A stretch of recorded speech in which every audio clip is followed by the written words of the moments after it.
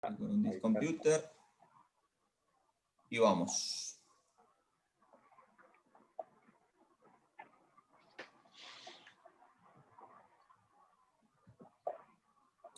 ¿Ahí lo ven bien?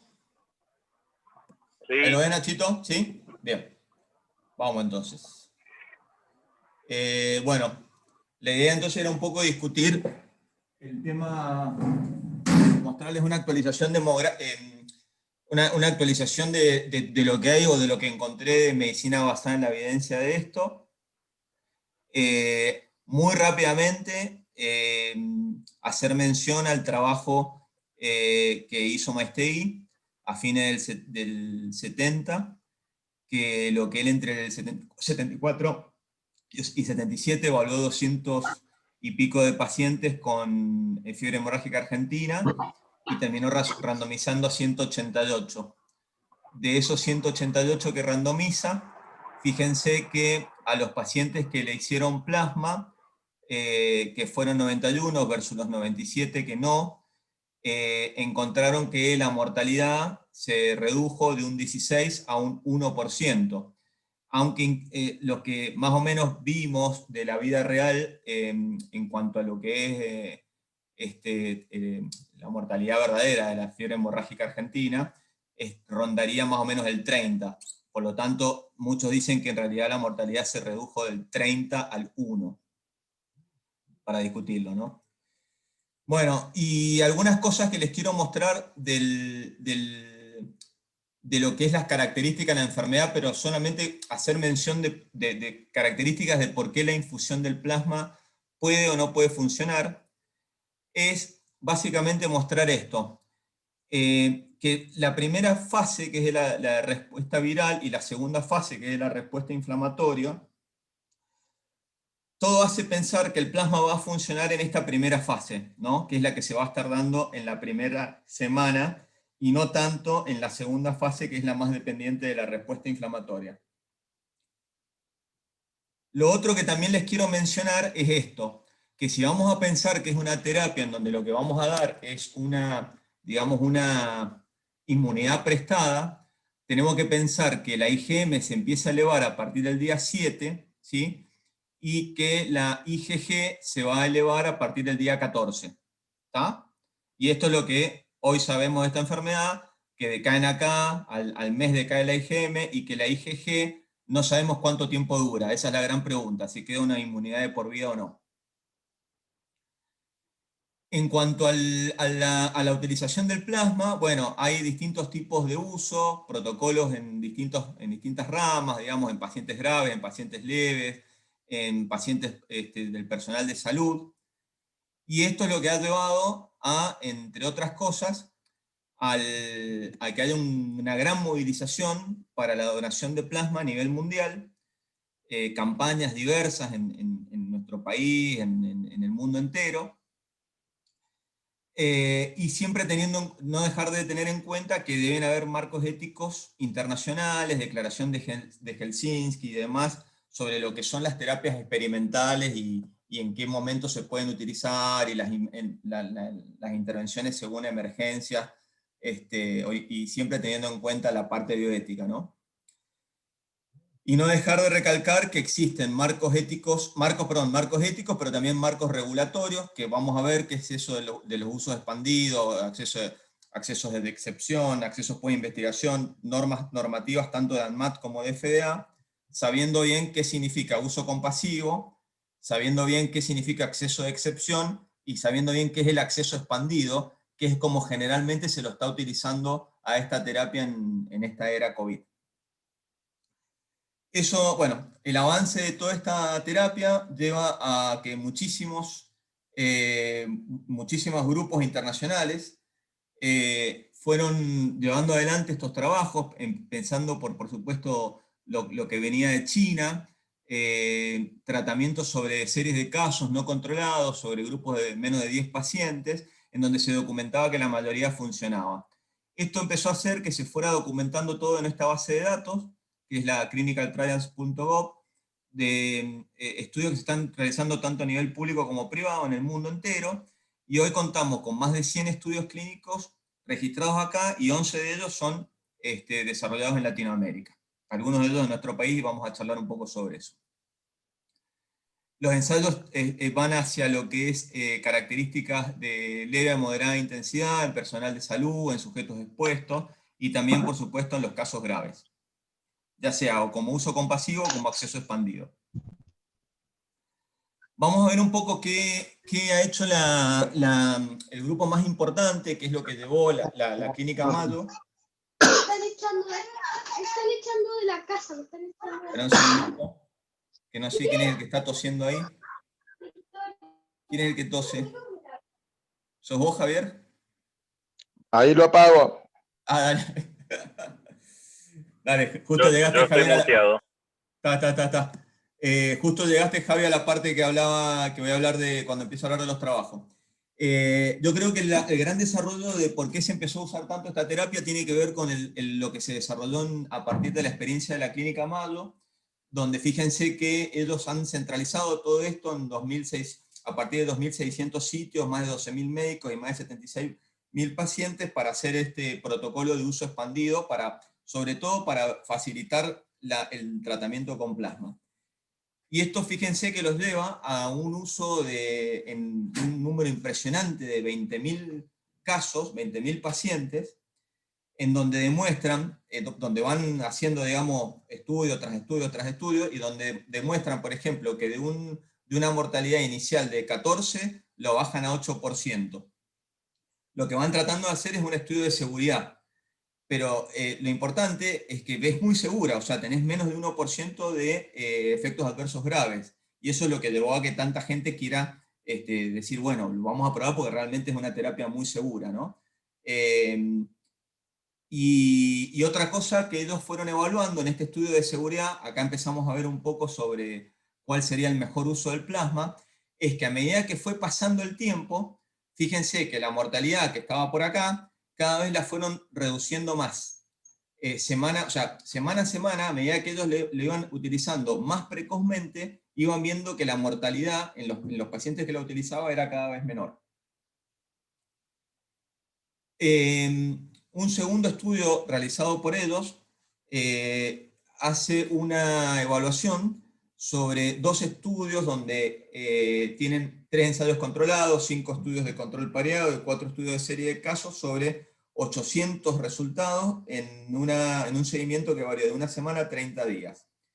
Y vieron una reducción del 57% en la mortalidad, que va más o menos del 25 al 13%, ¿sí?, en pacientes que no recibieron versus los que recibieron, con una diferencia significativa, pero ellos recalcan que ese análisis tiene múltiples variaciones, como por ejemplo, no es lo mismo de qué país vienen los datos, el tiempo en el cual está transcurriendo la pandemia en cada uno de esos lugares, distintos algoritmos diagnósticos y terapéuticos, títulos de anticuerpos, vayan prestando atención a ese dato, los títulos de anticuerpos utilizados, los volúmenes administrados, la latencia, volvemos a lo mismo, entre el inicio de los síntomas y la utilización de la transfusión, y el seguimiento. Otro grupo muy importante es el grupo del metodista de Texas, que hace una primera evaluación. Ellos fueron de los primeros que empezaron con la terapia con plasma. Ellos evaluaron 25 casos graves, donde primero lo que hacen es básicamente, como todos los otros, hacer un estudio de seguridad. Que, bueno, les demuestra que es seguro, y en cuanto a la eficacia, fíjense que muestran que un gran porcentaje de ellos tienen mejoría clínica, y al día 14 post-transfusión, la mayoría tienen mejoría clínica y son dados de alta. Entonces, básicamente lo que hicieron fue comunicar seguridad y potencial eficacia. Pero este mismo grupo hace este trabajo que para mí, de todos los trabajos que leí, es el más interesante de todos, van a ver por qué, en donde lo que ellos hacen, evalúan un grupo de pacientes, o sea, transfundidos versus no transfundidos, y hacen un primer macheo, seleccionando por edad, por sexo, por body mass index, por comorbilidades, enfermedades crónicas, dislipidemia, bueno, etc. Y el estatus ventilatorio a las 48 horas de la admisión. Hacen un primer macheo y después hacen un segundo macheo, donde lo que apuntan más que nada es al estatus ventilatorio, ¿sí?, que es este último que ven acá. Y fíjense que los resultados globales de este estudio, si comparan todos los pacientes que recibieron transfusión versus los que no recibieron transfusión, con títulos de anticuerpos de 1 en 1350, sin importar al momento en el cual los pacientes recibieron plasma, demuestran que hay una ventaja de 12 versus 6% en la sobrevida, en la mortalidad, perdón, con diferencias significativas. Pero después hacen algo más interesante todavía. Empiezan a ver y dicen, hacen distintos subanálisis. Hacen esta gráfica que está acá, que lo que hacen es evaluar los pacientes a los cuales se los transfundió con un título de 1 en 1350 y transfundido dentro de las 72 horas de admitido. Bueno, fíjense que tiene una diferencia muy significativa del 10 al 5%, ¿sí?, en este grupo de pacientes. Otro, por ejemplo, evalúan ya los pacientes que sí, que se transfundieron con títulos de 1 en 1350, pero ya intubados al día 0. O sea, fíjense que ya la mortalidad acá es mucho más alta y no hay tanta diferencia significativa. El otro grupo es los pacientes que fueron transfundidos ya con títulos menores de 1 en 1350 versus los controles. Tampoco hay diferencias tan significativas, o sea que es importante el tema del título. Y por último, los pacientes que recibieron altos títulos e independientemente, o sea, y después de 72 horas. Y fíjense que estas son las diferencias. Otro de los trabajos importantes que encontré es también otro trabajo publicado en junio, China, donde evalúan 7 centros médicos de Wuhan. Es también un estudio clínico aleatorizado, multicéntrico y abierto, para determinar la mejoría clínica a los 28 días sobre 103 pacientes graves. Fíjense la diferencia entre graves, con dificultad respiratoria y o hipoxemia, o potencialmente mortales. Ese sería el otro grupo de pacientes. Ellos no encontraron diferencias significativas en la mortalidad a los 28 días, sí encontraron que la gran mayoría negativizaban la PCR, los que recibían plasma, a las 72 horas versus el grupo control, pero como les dije, la mejoría clínica a los 28 días del grupo tratado versus el no tratado no era estadísticamente significativa. Pero cuando hacen un análisis de subgrupos, se encuentran con que los pacientes internados en condiciones graves y que recibieron plasma, o sea, ese grupo de pacientes, tuvieron una mejoría significativa versus los que tenían tratamiento estándar, ¿sí? Y estas eran las diferencias. 91 versus 68. Este es otro grupo, este es otro trabajo de Holanda. Un trabajo que fue negativo en cuanto a resultados, pero que también evalúa los resultados de 14 hospitales académicos de Holanda, donde también asignan 1 a 1, según una base de datos que ellos tenían, de tratamiento con plasma versus control. Enrolaron a 86 pacientes, pero acá empiezo a ver algunas dificultades sobre este estudio. Ellos lo que trataban de ver era que los criterios de inclusión, fíjate, la media fue de 10 días, pero de 6 a 15, o sea, me refiero al inicio de los síntomas, o sea que muchos de estos pacientes que se incluyeron ya llevaban muchos días de síntomas. Y otro tema es que el 80% de los pacientes, cuando se les testeó los anticuerpos a la inclusión, ya tenían anticuerpos positivos, y se supone que es una terapia que los va a favorecer más a los pacientes que tienen anticuerpos negativos, no a los positivos. No encontraron diferencias significativas ni en la mortalidad ni en la mejoría de la severidad de los síntomas a los 15 días, y por eso directamente lo suspendieron al estudio. Yendo a los trabajos nacionales, les muestro lo que fue el trabajo multicéntrico de la red provincial liderado por CEMIC.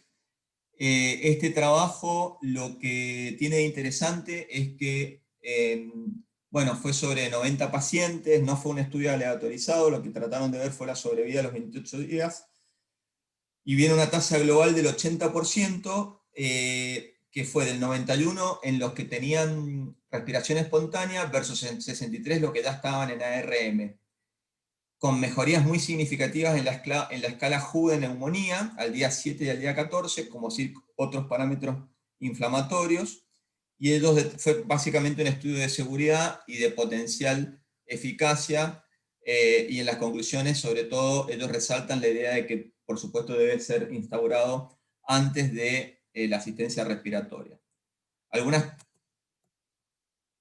Deme un segundo.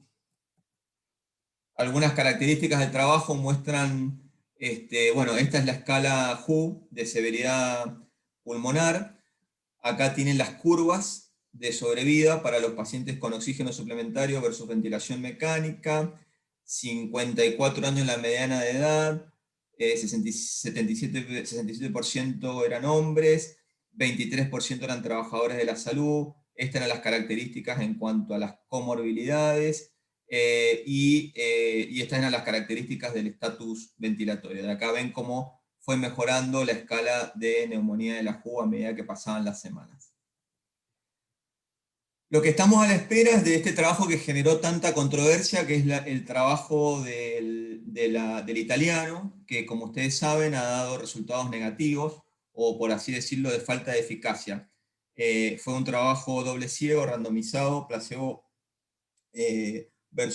control, 2:1, 222 tratados con plasma versus 111 tratados con placebo, en pacientes con neumonía con algún criterio de severidad, el famoso estudio PLASMAR, que lo que les puedo decir es que es raro lo que ha sucedido en cuanto que se han comunicado los resultados preliminares sin todavía tener el trabajo completo. Es decir, todavía no lo podemos criticar al trabajo porque todavía no lo hemos visto. Simplemente les puedo decir algo con respecto a alguna gráfica a la cual pude acceder en cuanto al trabajo, es que lo que me llama la atención es la muy poca mortalidad del grupo placebo versus el grupo tratado.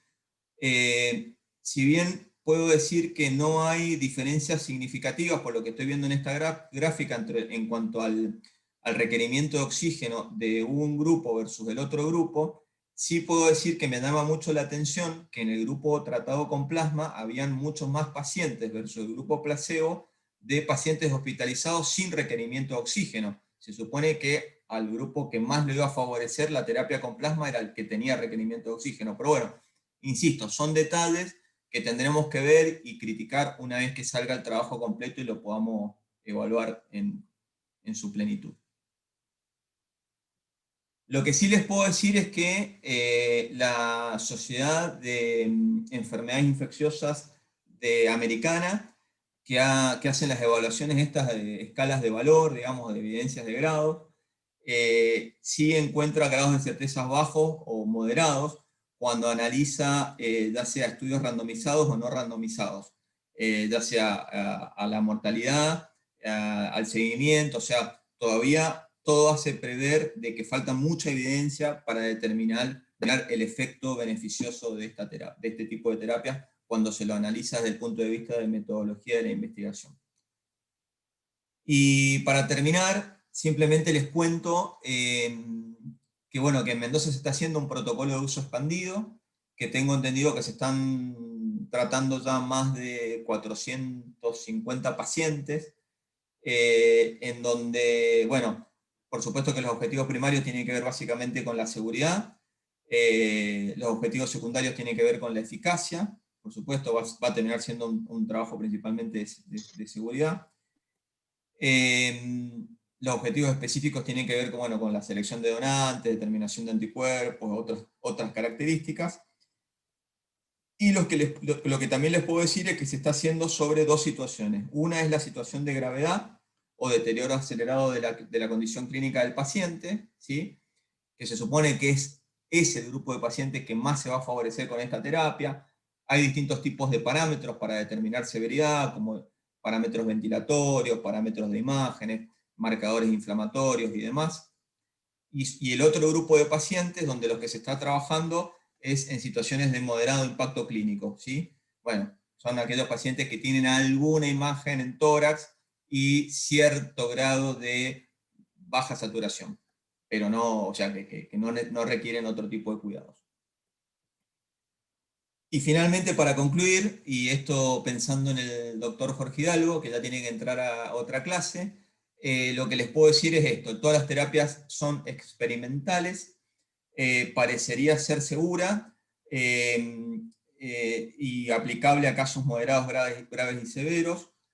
no logra afirmar o descartar su efecto beneficioso o perjudicial en los estudios randomizados controlados en forma definitiva. Los no aleatorizados sugieren un descenso en la mortalidad, principalmente por la mejora en la oxigenación. Supondría mayor eficacia si se utiliza en forma temprana y a títulos altos de anticuerpos, y que los futuros trials van a tener que ver muy bien cuál es el contexto más óptimo para determinar eficacia. Bueno, y por supuesto que van a tener que ser todos aprobados por comités de bioética y autoridades regulatorias. Y con eso termino. Flavio, te hago una pregunta. Da la sensación de que no se ponen bien de acuerdo en el momento que pareciera ser lo crucial, en qué momento iniciar la terapia. Ahí se ve un poquito también de desperdicio de pacientes, por lo menos para recopilar información, porque o podrían definir claramente dos momentos de la enfermedad, por ejemplo, infiltrado, pero sin deterioro de la función pulmonar o con saturación, y otro para el paciente grave. Pero para mí es como que se repite la historia y da un poco de pena que se desperdicia la información al ponerlo de esta manera. Creo que esos programas de uso expandido y todo tienen siempre ese problema, que no son muy buenos para después sacar conclusiones. Y si, como bien vos dijiste, pareciera también que no ha habido nunca problemas de seguridad, porque está en la naturaleza de la transfusión de plasma. Así que poner otra vez estudios que tengan como objetivo volver a conocer lo de la seguridad, eso está bien, siempre es un objetivo secundario de cualquier estudio, seguir estudiando la seguridad, pero me parece que tendrían que organizarse. Tendría que ir un poquito más allá, claro. Sí. Claro, por la eficacia. Y siguen apareciendo, no sé si escuchaste anoche otra vez otro estudio más que baja el 25% la mortalidad, pero pareciera que son todos el mismo tipo de estudio. Es una pena que no se hayan coordinado más para hacerlo. Yo, por ejemplo, acá que en el hospital que usan... Sobre todo porque al no tener probada eficacia entramos en esa problemática, Jorge. Si no tiene probada eficacia, entran con las problemáticas de cobertura y siguen siendo eso, usos expandidos. Y estamos hablando de... Pero para hacer cualquier tipo de estudio, aunque sea de evidencia en el mundo real, de lo que sea, tendrían que por lo menos tener protocolizado en qué pacientes y cómo van a recuperar la información. Porque si se lo dan a cualquier paciente en cualquier etapa de la enfermedad, y la verdad que después de ahí conocer algún dato de eficacia va a ser más difícil. Muy difícil. Sí, y bueno, además... Muy buena recopilación, Flavio, te agradezco. Gracias, mi querido. Te mando un gran abrazo, Jorgito. Te mando un abrazo. Lamento tener que abandonar. Un abrazo, gracias. Nacho, Javi, Sandra, sí. ¿Quieren hacer algún comentario? Yo te quería hacer una pregunta basado en tu experiencia como hematólogo y la falta de experiencia mía como oftalmólogo. La pregunta es si en algún trabajo existe dosaje de anticuerpos del plasma que se está transfundiendo. Segundo, si la tasa de anticuerpos que existe en el plasma va cayendo en el tiempo.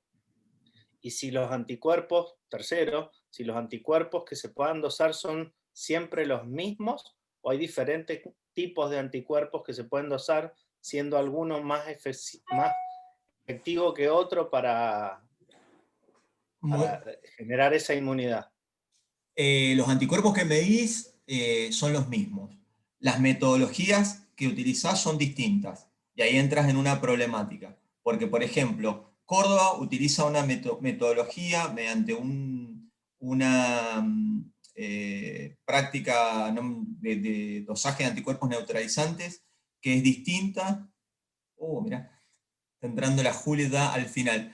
Que es distinta a la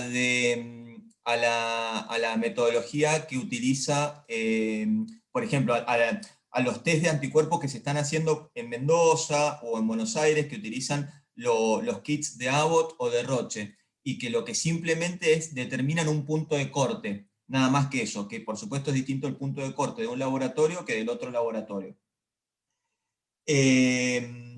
La otra pregunta que me hiciste fue si se hace el dosaje del plasma transfundido. Sí, se hace el dosaje del plasma transfundido porque justamente tenés que saber si el donante es o no, bueno, justamente donante. Con eso te quiero decir, Nacho, que hay alrededor de un 40% de pacientes recuperados que no logran ser donantes. No logran ser donantes porque no levantan anticuerpos, o sea, o no levantan un nivel de anticuerpos suficiente. Así que 4 de cada 10 no pueden ser donantes. Parece ser que el paciente que cursó una enfermedad más grave es aquel paciente que tiene más chance de generar altos niveles de anticuerpos versus aquel que tuvo una enfermedad más leve. Y respecto a la duración de los anticuerpos en el receptor, se ha visto que lo que te mostraron los estudios es que a los 3 días, los pacientes que se les, o mejor, en menos tiempo, perdón, a las 24 horas ya tienen niveles elevados de anticuerpos y casi todos ya superan el punto de corte necesario para decir que ya esa inmunidad que le prestaste debería ser la adecuada. Una cosa también off the record que se dice del trabajo del italiano, Nacho, es que los pacientes controles versus los que le dieron plasma, no, es cierto que antes de la semana de transfundidos no tenían niveles de anticuerpos, los que no les dieron plasma, por supuesto, pero que a la semana ya se igualaban los niveles de anticuerpos de uno y de otro.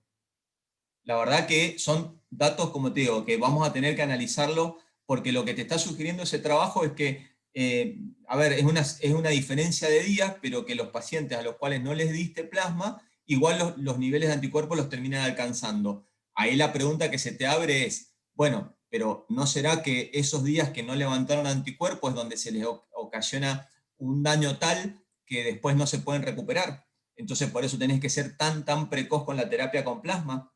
¿Se entiende, Nachi? Sí, gracias.